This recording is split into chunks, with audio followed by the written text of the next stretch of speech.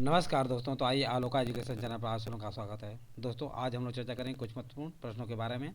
तो ध्यान दीजिए और इन्हें ध्यानपूर्वक अपने माइंड में स्थापित करने की कोशिश कीजिए या कंठस्थ करने की कोशिश कीजिए। तो देखिए दोस्तों, पहला क्वेश्चन आप लोगों के सामने है। भुवनेश्वर तथा पुरी मंदिर का निर्माण किस शैली में हुआ है? तो नागर शैली में। भुवनेश्वर तथा पुरी मंदिर ये उड़ीसा में दोस्तों, और इसका निर्माण नागर शैली में हुआ। उड़ीसा में है और इसका निर्माण कहाँ हुआ है? नागर शैली में हुआ है। द्रविड़ शैली के मंदिर में गोपुरम का तात्पर्य क्या है? तो ध्यान दीजिए दोस्तों, द्रविड़ के शैली के मंदिरों में गोपुरम का तात्पर्य है तोरण के ऊपर बने अलंकृत एवं बहुमंजिला भवन से होता है। यानी मंदिरों के तोरण के ऊपर बने अलंकृत एवं बहुमंजिला भवन से मतलब है गोपुरम का। उड़ीसा के भुवनेश्वर में स्थित कौन सा मंदिर वहाँ के नष्ट हुए मंदिरों में सर्वाधिक बड़ा और सबसे ऊंचा मंदिर है? तो लिंगराज मंदिर। कौन सा है? लिंगराज मंदिर उड़ीसा के भुवनेश्वर में स्थित वहाँ के नष्ट हुए मंदिरों में सर्वाधिक बड़ा और सबसे ऊंचा मंदिर है। चट्टानों को काटकर महाबलीपुरम का मंदिर किन शासकों द्वारा बनवाया गया था? तो दोस्तों ये पल्लव वंशी शासकों द्वारा जो है चट्टानों को काटकर महाबलीपुरम मंदिर का निर्माण किया गया था। नेक्स्ट, प्राचीन नगर तक्षशिला किन दो नदियों के मध्य स्थित था? तो सिंधु तथा झेलम नदी। तक्षशिला जो है प्राचीन समय में विद्या का केंद्र भी था। विद्या का या शिक्षा का केंद्र भी था। शिक्षा का केंद्र भी था। नेक्स्ट, प्रसिद्ध विरूपाक्ष मंदिर सारे दोस्तों ऐतिहासिक दिगंबर जैन तीर्थ स्थल सोनगिरी कहाँ पर स्थित है? तो दोस्तों ध्यान रखिए, ये मध्य प्रदेश में है। सोनगिरी किससे संबंधित है? जैन धर्म से है। ये दिगंबर जैन तीर्थ स्थल है सोनगिरी, और ये मध्य प्रदेश में स्थित है। प्रसिद्ध विरूपाक्ष मंदिर कहाँ अवस्थित है? तो दोस्तों ये हम्पी कर्नाटक में अवस्थित है। नेक्स्ट,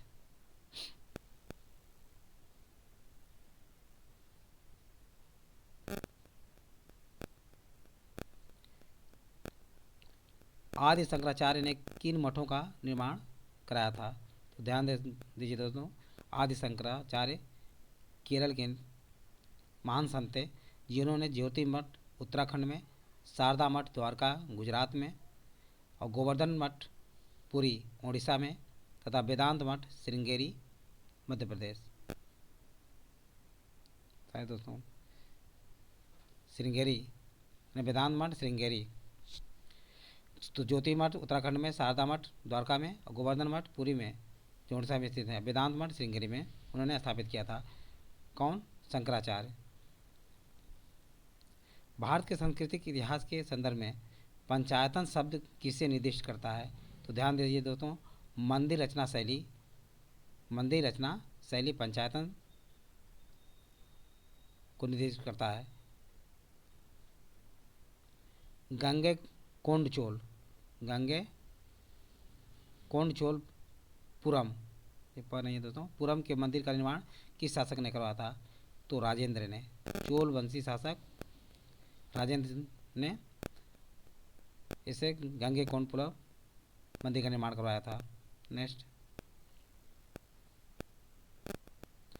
राजराज चोल द्वारा निर्मित बृहदेश्वर मंदिर किस शैली का उदाहरण है?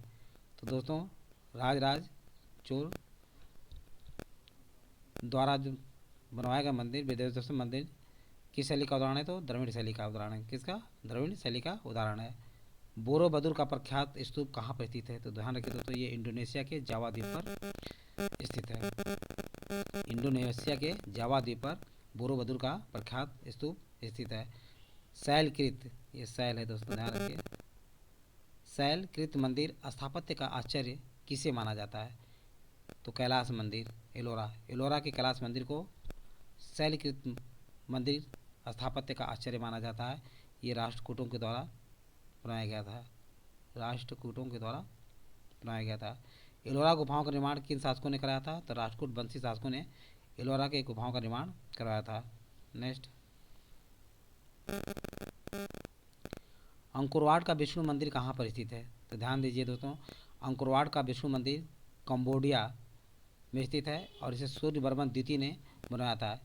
इसे 8वां आश्चर्य में शामिल किया गया। अभी 2023 में 8वां आश्चर्य में इसे शामिल किया गया। 7वें आश्चर्य में आगरा का ताजमहल है। 7वें आश्चर्य में कौन सा है? आश्चर्य में आगरा का ताजमहल, आगरा का ताजमहल है। अभी हाल ही में से यानी अंकोर वाट विष्णु मंदिर को, जो कम्बोडिया में स्थित है दोस्तों, सूर्यवर्मन द्वितीय ने बनवाया था, इसे 8वें आश्चर्य में शामिल किया गया। काला पैगोडा का निर्माण किस शासक ने करवाया था? तो दोस्तों नरसिंह देव वर्मन ने काला पैगोडा का निर्माण कराया था। ये कुरान का सूर्य मंदिर क्या है? कुरान का सूर्य मंदिर है जो उड़ीसा में स्थित है। मोढेरा का सूर्य मंदिर किस राज्य में स्थित है? तो गुजरात राज्य में। कहाँ पे? गुजरात राज्य में स्थित है। मार्तांड मंदिर कहाँ पे स्थित है? तो ये दोस्तों ध्यान रखिए, जम्मू कश्मीर में। माउंट आबू पर स्थित जैन धर्म का प्रसिद्ध दिलवाड़ा मंदिर राजस्थान के किस जिले में स्थित है? तो ध्यान रखिए दोस्तों, जैन धर्म से संबंधित माउंट आबू पर स्थित जैन धर्म का प्रसिद्ध दिलवाड़ा मंदिर राजस्थान के सिरोही जिले में स्थित है। कहाँ पे? सिरोही जिले में स्थित है। नेक्स्ट, विश्व के किस बैंक को केंद्रीय बैंकों की मां की संज्ञा दी गई? मदर ऑफ बैंक किस बैंक को संज्ञा दी गई? तो बैंक ऑफ इंग्लैंड को दिया गया। भारत में मुद्रा संबंधी नोटों के निर्गमन निर्गमन प्रणाली किस पर आधारित है? तो दोस्तों न्यूनतम आरक्षित प्रणाली पर आधारित है। न्यूनतम आरक्षित प्रणाली पर आधारित है। न्यूनतम आरक्षित पद्धति के अंतर्गत एक वित्तीय वर्ष में नए नोट निर्गमित करने की प्रक्रिया में भारतीय रिजर्व बैंक 200 करोड़ रुपए का एक संरक्षित कोष, यह कोष है दोस्तों ध्यान रखिए, कोष रखेगी, जिसमें 115 करोड़, ध्यान रखिए 115 करोड़ मूल्य का सोना होता है तथा 50 करोड़ की अंतर्राष्ट्रीय मुद्रा होगी। क्या होगा? 200 करोड़ रुपए में। अब इसमें क्या होता है कि 115 करोड़ रुपए मूल्य का सोना होता है और 50 करोड़ की अंतर्राष्ट्रीय मुद्रा होगी। क्या होगी? 50 करोड़ की अंतर्राष्ट्रीय मुद्रा होगी। भारतीय रिजर्व बैंक की लेखा वर्ष की अवधि क्या है? 1 जुलाई से 30 जून तक, लेकिन अब इसको परिवर्तित कर दिया गया है, अप्रैल में कर दिया गया है। नेक्स्ट, भारत में प्रथम महिला बैंक की स्थापना कब और कहाँ की गई थी? ध्यान रखिए दोस्तों, भारत में प्रथम महिला बैंक की स्थापना कब और कहाँ की गई थी? 19 नवंबर 2013 को मुंबई में की गई थी। 19 नवंबर 2013 को मुंबई में की गई थी। भारत के किस बैंक ने चीन में सबसे पहले अपनी शाखा स्थापित की थी? तो भारतीय स्टेट बैंक ने चीन में सबसे पहले अपनी शाखा स्थापित की थी। निजी भारतीय बैंकों में से किसने चीन में सर्वप्रथम अपनी शाखा स्थापित की? तो एक्सिस बैंक ने। किसने? एक्सिस बैंक ने। वर्ष 1995-96 में स्थापित ग्रामीण अवस्थापना विकास कोष, ये कोष है दोस्तों, इसमें कोर्स हो गया है। कोष का लेखा जोखा कौन रखता है? तो राष्ट्रीय कृषि एवं ग्रामीण विकास, राष्ट्रीय कृषि एवं ग्रामीण विकास। राजनीतिक दल को राष्ट्रीय क्षेत्रीय दल की मान्यता देने का अधिकार किसके पास है?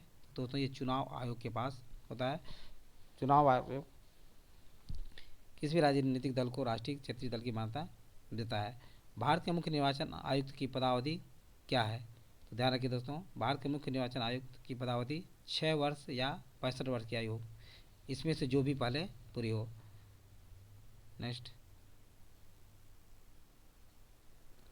संविधान के किस अनुच्छेद के तहत लोकसभा अथवा विधानसभाओं के चुनाव वयस्क मताधिकार के आधार पर संपन्न होंगे? तो अनुच्छेद 326 के तहत लोकसभा तथा विधानसभाओं के चुनाव वयस्क मताधिकार पर संपन्न होंगे। संविधान के किस संशोधन के द्वारा मतदान की न्यूनतम आयु 21 वर्ष से घटाकर 18 वर्ष कर दी गई? तो दोस्तों ध्यान रखिए, संविधान के 61वें संविधान संशोधन 1989 के द्वारा इसे 21 वर्ष से घटाकर 18 वर्ष कर दी गई। मुख्य चुनाव आयुक्त को किस प्रकार उसके पद से हटाया जा सकता है? तो ये बात ध्यान रखिए दोस्तों, मुख्य चुनाव आयुक्त को संसद के दोनों सदनों के सदस्यों द्वारा 2/3 बहुमत यानी 2/3 बहुमत यानी 2/3 बहुमत से प्रमाणित कदाचार के आधार पर किया जा सकता है। दिनेश गोस्वामी समिति का संबंध किससे है? तो लोकसभा चुनाव के सरकारी वित्तीय प्रणाली से, वित्तीयन प्रणाली से संबंधित है।